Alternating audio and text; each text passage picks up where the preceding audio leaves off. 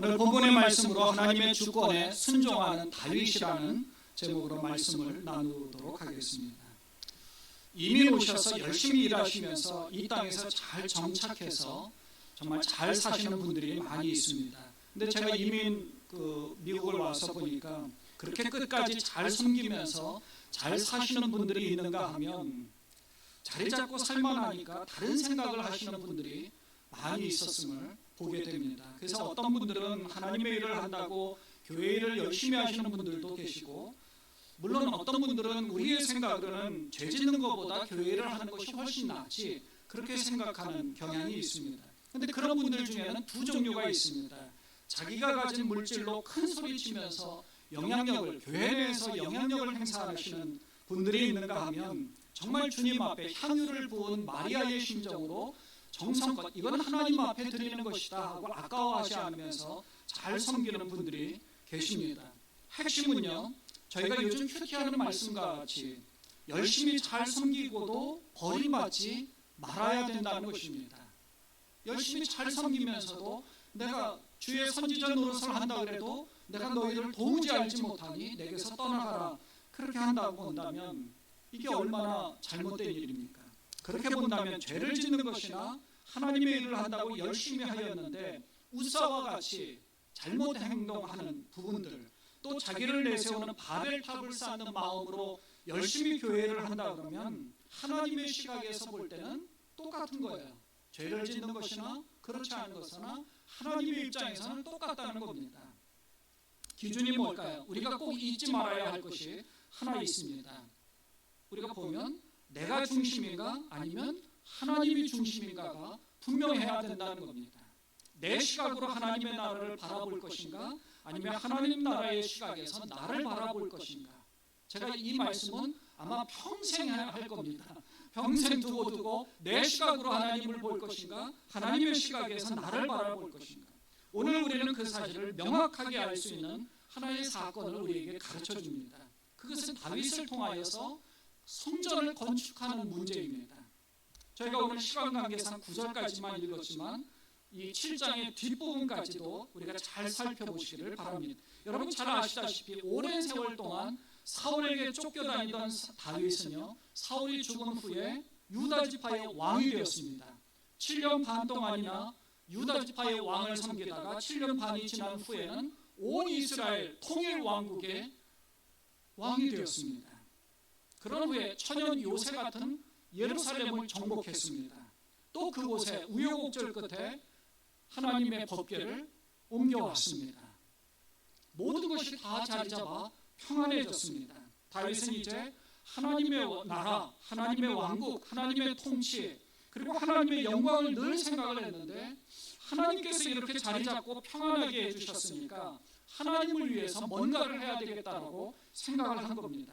그게 바로 하나님의 성전을 건축하는 일이었습니다. 오늘 본문 1절과 2절을 한번 보겠습니다. 여호와께서 주위의 모든 원수를 무찌르사, 여기 보면 여호와께서라고 되어 있죠. 여호와께서 그렇게 해주신 것을 고백했습니다. 무찌르사 왕으로 궁에 평안히 살게 하신 때에 하나님이 그 모든 상황들을 만들어 주셨고 다윗은 평안하게 살게 되었습니다. 이때 생각한 것이, 다윗이 뭔가 생각한 거죠. 왕이 선지자 나단에게 이르되 볼지어다 나는 백향목 궁에 살거늘 하나님의 궤는 휘장 가운데 있도다.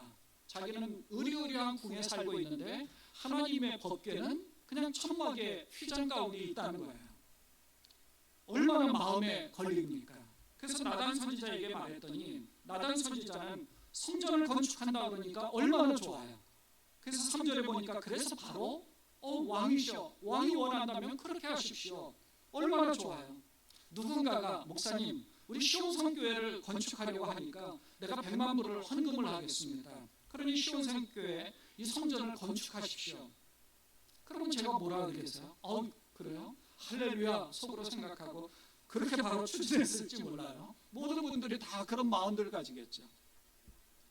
물론 여러분 제가 그런 사람이 아니라는 걸 아마 여러분 잘 아실 겁니다. 나단 선지자가 그렇게 대답한 겁니다. 할렐루야 하고 왕이시여 그렇게 하십시다.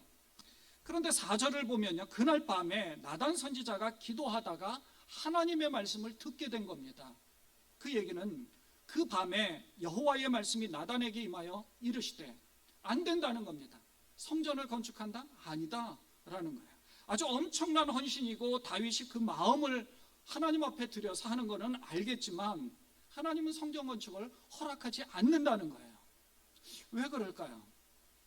여기서 우리는 아주 혼란스러운 부분이 하나 있습니다. 하나님의 일을 한다고 하면 왜 못하게 하시냐고 그러는 분들이 가끔 있어요. 하나님 앞에 헌신하려고 만반의 준비를 다 갖추고 있는데 왜 찬물을 끼얹느냐고, 왜 못하게 해요? 하려고 하는데 열심히 일하려고 하면 더 부추겨서 하게 해야지 왜 못하게 하느냐고 하시는 분들이 계시는데요, 다윗이 이 사건으로 우리에게 아주 중요한 걸 가르쳐 주는 겁니다. 누군가가 성전 건축을 한다고 조금 전에 말씀드린 것처럼 100만 불을 헌금한다 그러면 감사합니다, 이것을 가지고 하나님 앞에 성전을 건축을 해야 되겠습니다. 그래서 이제 재직회를 이렇게 쭉 할 거 아닙니까? 우리가 같이 회의를 했는데 지금 우리가 성전을 건축하는 것보다 지금 우리가 선교하는 지역에서 아주 특별하게 이런 문제가 있어가지고 거기 100만 불이 필요하답니다. 그래서 우리가 재직회에서 우리 직원회를 열어서 그곳에 보내기로 했습니다. 어차피 우리는 하나님 앞에 하나님의 것이니까 우리가 쓰지 않고 그리로 보내겠습니다. 그분이 뭐라 그럴까요? 나는 시온성교회를 건축하려고 하는데 그걸 왜 누구 맘대로 거기를 보내느냐고.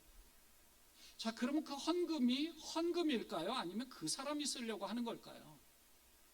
이게 중요한 겁니다. 나는 교회를 건축해서 시온성교회가 이렇게 그럴듯하게 세워졌다. 그럼 그 사람에게는 늘 저건 내가 세운 거야 라는 마음이 들 거예요.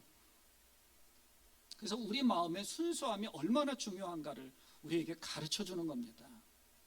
나단 선지자는 그런 측면에서 다윗에게 하나님의 말씀을 전하는 거예요.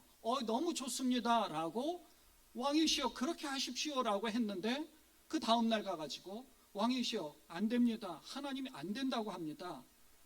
이 다윗이 어떻게 하겠어요? 그 다음 나중에도 이제 밧세바 문제 가지고도 있었지만 나단 선지자가 반대하는 것에 대해서 이 다윗은 받아들이는 겁니다.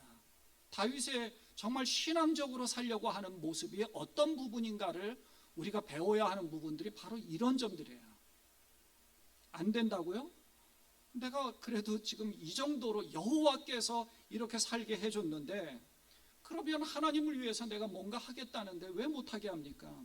내가 이 정도로 성공해서 내가 가지고 있는 것으로 하나님을 위하여서 뭔가 하겠다는데. 여러분, 지난주에 우리가 웃사의 죽음을 통해서 하나 깨달은 것이 있잖아요. 자기 마음대로 관리할 수 있는 아주 건방지고 아주 교만한 마음의 행태로 법계 내가 관리하는 거야. 그리고 탁 건드렸다가 죽은 거 아닙니까? 단적으로 말하면 다윗의 입장에서는 내가 성공할 수 있도록 하나님이 은혜를 베풀어 주셨으니까 내가 하나님을 위해서 뭔가 하겠다. 그럴듯해 보입니다. 겉으로 볼 때는. 근데 이만큼 성공했으니 하나님 뭐 필요한 거 없으세요? 내가 해주겠습니다. 하나님 내가 뭔가 이렇게 해드릴 테니까 하나님 그냥 가만히 계세요. 내가 해드릴 테니까. 이런 마음이 다윗에게 없지 않았을까요? 있는 거예요.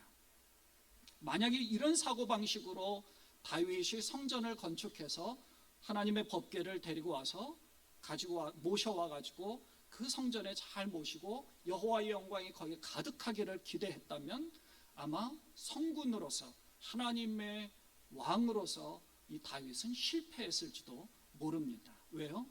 내가 이 성전을 건축했으니까 하고 자랑 삼아 내가 하나님을 위해서 이렇게 했다 하고 큰 소리치면서 살았을지도 모르는 겁니다. 나단 선지자를 통해서 7절에서 이런 말씀을 하십니다. 여기 보면 이제 세 번역까지 제가 해놨거든요. 세 번역을 보면 내가 이스라엘 온 자손과 함께 옮겨 다닌 모든 곳에서 내가 나의 백성 이스라엘을 돌보라고 명한 이스라엘 그 어느 지파에게라도 나에게 백향목 집을 지어주지 않은 것을 두고 말한 적이 있느냐? 없다는 거예요. 하나님이 하시는 일이에요. 주객이 전도된 거죠. 하나님을 위하여서 뭔가 한다는 것이 아니라 하나님이 다윗을 위하여서 해준 거예요. 우리가 하나님을 위하여서 일한다 그러지만 하나님이 온 세계 만물에 주장하시고 주관하시고 창조하신 분입니다. 근데 내가 무슨 하나님을 위해서 뭘 할 수 있겠어요? 하나님 앞에 하나님의 명령에 순종해서 하는 것 뿐입니다. 우리는. 근데 큰 소리 치면서 나 하나님의 일을 하고 있어요 라고 한다면 하나님이 그거를 어떻게 생각하겠습니까? 여기에도 본문에 보면 어느 지파에게라도 성전을 건축하라고 하신 적이 없다는 거예요. 하나님의 일은 하나님이 하시는 건데 여기에서 우리는 내 시각에서 하나님의 일을 하는지 하나님의 시각에서 우리가 하나님의 일을 하는가 하는 그 차이가 있다는 거예요. 다윗은 하나님을 위하여 하는 것이 아니라 하나님께서 다윗을 위하여 행하시는 겁니다. 우리가 때로는 내가 주님을 위해서 이만큼 주님을 위하여 헌신하고 봉사하고 주의 일을 했는데 왜 하나님은 요만큼도 내게 축복을 안 해주십니까? 우리는 불평할 때가 있잖아요. 속으로는 저도 그래요. 하나님, 내가 이만큼 하나님의 일을 했는데 왜 하나님 요만큼도 축복을 안 해줘? 요만큼이라도 축복해 줬다면 내가 그래도 이 땅에서 떵떵거리면 잘 살 것 같은데. 키가 어디에 있어요? 하나님에게 있잖아요. 내가 하나님의 일을 이만큼 했다고요? 하나님 보실 때는 이 지구는 온 세계 가운데서 보이지도 않는 곳이에요. 그 지구 가운데서 점 하나도 안 되는 우리의 존재가 하나님의 일을 한다고 얼마나 큰 소리를 치면서 큰 일을 했겠습니까? 말도 안 되는 거죠. 요 차이입니다.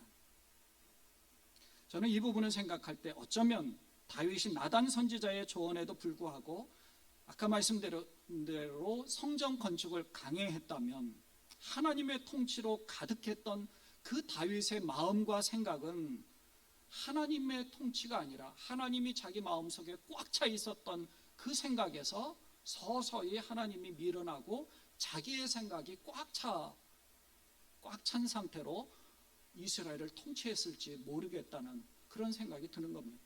자신감이 충만한 거죠. 무슨 일이든 내가 할 수 있다라고 생각한 겁니다. 여러분, 기름 부음을 받았다는 것은요, 하나님의 통치가 내 속에 있다는 겁니다. 내 발에서 신을 벗는다는 것은 하나님의 뜻대로 내가 모든 것을 해나가는 겁니다. 내 뜻대로 하는 게 아니에요. 기름 부음 받은 자는 내 뜻대로 하는 것이 아닙니다. 하나님의 뜻대로 해나가는 겁니다. 하나님이 명령하시고 하나님의 주권에 순종하는 겁니다. 다윗은 그걸 행하였던 거죠. 가끔 무엇이 하나님의 뜻일까, 어떻게 하는 것이 하나님의 뜻일까 잘 모르는 때가 있습니다. 하지만 냉철하게 우리 자신을 들여다보면 우리는 아는 거예요. 우리 스스로 생각해 볼 때 이렇게 하면은 내가 그래도 하나님의 축복을 좀 받을 수 있지 않을까? 이렇게 하면 남들이 나를 좀 더 알아주지 않을까? 이렇게 하면 내가 뭔가 좀 큰 소리 치지 않을까? 정말 깊숙하게 조용히 나를 뒤돌아보면 하나님은 분명히 내게 말씀하십니다. 모르지 않아요. 그것조차 모를 때도 있죠. 하나님은 아신다는 겁니다. 예수님은 주님을 섬기려고 분주하게 일하는 마르다보다는 예수님의 말씀을 놓칠세라 그 앞에서 자세하게 주님과 교제하고 주님의 말씀을 들은 마리아를 더 칭찬했습니다. 마르다를 책망한 게 아니에요. 마르다를 책망한 것이 아니라 마리아를 칭찬한 겁니다. 마리아가 우선순위의 문제입니다. 하나님과의 교제가 더 우선이에요. 예수님에 가까이 붙어서 말씀을 가까이 하는 게 우선이지, 그거 제쳐놓고 주의 일을 먼저 하겠다고 나선다는 건 말도 안 되는 겁니다. 물론 주님이 책망하는 건 아니겠지만 하나님의 상급이 과연 어디에 가 있을까 한다는 거죠. 하나님께서는 참된 신앙 없이, 말씀 없이, 기도 없이 주의 일을 하는 것을 원치 않는다는 거예요. 그래서 오늘 본문에서도 다윗이 기도하고 결정한 것도 아니었습니다. 나단 선지자도 하나님 앞에 기도한 다음에 주님이 그렇게 하라고 합니다 라고 답변한 것도 아닙니다. 이렇게 생각해 보니까 정말 건축을 해야 되겠다. 그래서 나단 선지자가 얘기했더니 너무 좋습니다. 둘이 마음이 합쳐졌는데 그날 밤에 기도했더니 상황이 바뀌었죠. 하나님의 응답이 바뀐 겁니다. 다윗이 하나님의 성군으로 실패하지 않은 이유는 하나님의 뜻을 받아들이고 엎드려 기도했다는 사실입니다. 나단 선지자의 말을 받아들였어요. 뒷부분 18절에서는 이렇게 기록합니다. 우리가 읽지 않은 뒷부분 18절에는 다윗 왕이 여호와 앞에 들어가 앉아서 이르되 주 여호와여, 나는 누구이오며 내 집은 무엇이기에 나를 여기까지 이르게 하셨나이까? 하나님을 찬송하고 있는 거예요. 그 뒤에서 하나님의 임재를 경험하고 하나님의 계획하심과 하나님의 섭리가 무엇인지 그 하나님의 주권에 순종하기로 다짐한 겁니다. 나를 이렇게까지 내가 무엇이 관대 주께서 나를 이렇게 높여주셨습니까? 엎드리는 거예요. 주권에 순종하고 있는 거죠. 유진 피터슨 목사님이 그 쓴 책에 월터 브루거만의 그 신학 서적을 인용해서 이 부분을 이런 문구를 작성해서 우리에게 가르쳐 줍니다. 사무엘서 전체의 아주 극적이고 신학적인 중심 부분, 복음적 신앙을 위해서 가장 중요한 구약 본문들 중에 하나가 바로 이 말씀이라는 거예요. 그 의미가 뭡니까?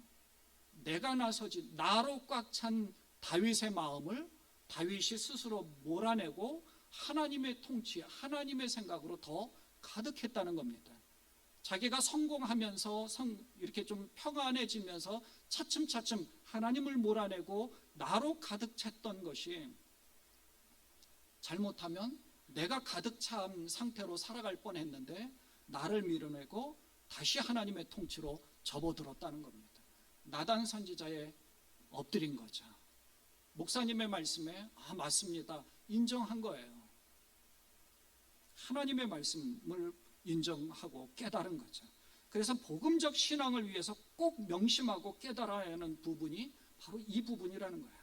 그래서 뭔가 일이 잘 풀릴 때 우리가 조심해야 되는 겁니다. 뭔가 평안할 때 우리의 마음이 하나님의 마음으로, 하나님의 통치로, 하나님의 생각으로 가득해야 된다는 거죠. 하나님의 입장으로, 하나님의 시각으로. 그렇지 않으면 우리의 마음에 마귀가 스며든다는 겁니다. 스며드는 거예요. 가랑비에 옷 젖는 줄 모르는 거예요, 우리는. 그래서 다윗은 하나님 앞에 기도하면서 주 여호와여 내가 누구간데 이렇게 오르게 하셨습니까? 라고 주님을 위해서 높이고 있는 거죠. 내가 하나님을 위해 뭔가 하겠다라고 뻐기는 것이 아니라 하나님이 나를 위해 뭔가 해주시겠다는 거예요. 하나님께서 그 말씀을 나단 선지자를 통해서 말씀하는 거예요. 그래서 다윗이 하나님을 위해 성전을 건축하겠다고 우기는 것이 아니라 하나님이 다윗을 그렇게 세워주신다는 것을 가르쳐주고 있습니다. 우리가 하나님의 일을 하는 것이 아니라 하나님이 우리를 세워주시고 계신다는 거예요. 다윗은 그것을 인정하고 받아들였습니다. 그래서 자기는 그냥 잘 준비하고 그 아들 솔로몬 때에 가서 솔로몬이 건축을 한 거죠. 다윗이 나중에 솔로몬에게 죽기 전에 고백을 하잖아요. 내가 건축하고 싶었지만 피를 많이 흘려서 하나님이 반대하셨다. 그런 부분에 대해서 이 뒷부분이 26절 이후에서는 주의 이름을 높여 이르기를 만군의 여호와는 이스라엘의 하나님이다 라고 고백하고 찬양하고 있는 것입니다. 그런 다윗의 마음을 아시고 하나님께서는 세 가지를 이 다윗에게 축복하며 약속해 주셨습니다. 첫째, 9절에 보면 이 땅에서 위대한 자들의 이름같이 내 이름을 위대하게 해주겠다. 다윗이 하나님을 위하여 사는 것이 아니라 하나님이 다윗을 이렇게 위대하게 만들어주겠다는 거예요. 하나님에게 키가 있는 거죠. 둘째, 10절에 보면 내가 또 내 백성 이스라엘을 위하여서 한 곳을 정하여 그를 심고 그를 거주하게 하고, 그래서 가나안 땅 이 예루살렘에 정착할 수 있도록 하였고 하나님의 법궤도 그 아들 솔로몬이 건축하게 해서 한 곳을 정착하게 하겠다라는 약속을 해주셨죠. 세 번째 16절에 보면 너의 집과 내 나라가 내 앞에서 영원히 보존되고 내 왕위가 영원히 견고하리라. 하나님, 너와 나, 하나님, 이 주체가 누구인가를 우리는 분명히 알아야 된다는 거예요.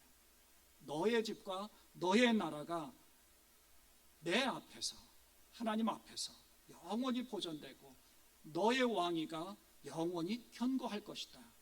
무슨 조건이에요? 하나님 안에 붙어 있을 때. 하지만 그러지 못했을 때는 멸망의 심판이 임하는 거죠. 우리 마음의 중심을 보시는 하나님이십니다. 내가 하나님을 위해 성전을 건축하는 것이 아니라 하나님이 우리를 위하여서, 나를 위하여서 하나님이 나를 세워주시는 것입니다. 내 백성을 한 곳에 정하게 해주신다. 내가 내 집과 내 나라를 견고하게 해주겠다라고 하나님이 말씀하신 그 약속의 말씀과 축복은 우리들에게도 해당이 되는 것입니다. 내가 아니라 하나님이 주도권이 있고 주권이 계시는 겁니다. 하나님의 약속은 변함이 없으시고요, 언제나 우리에게 가장 좋은 것으로 준비해 주시는 분이십니다. 그래서 내 생각보다 하나님의 생각, 내 시각이 아니라 하나님의 시각으로 나를 바라보시며 다윗에게 베풀어 주셨던 그 은혜를 우리는 하나님에게 맡기고 우리는 하나님 곁에 붙어 있어야 되는 겁니다. 그러므로 인하여서 하나님의 큰 은혜를 경험하시는 그런 여러분 되시기를 주님의 이름으로 축원을 드립니다.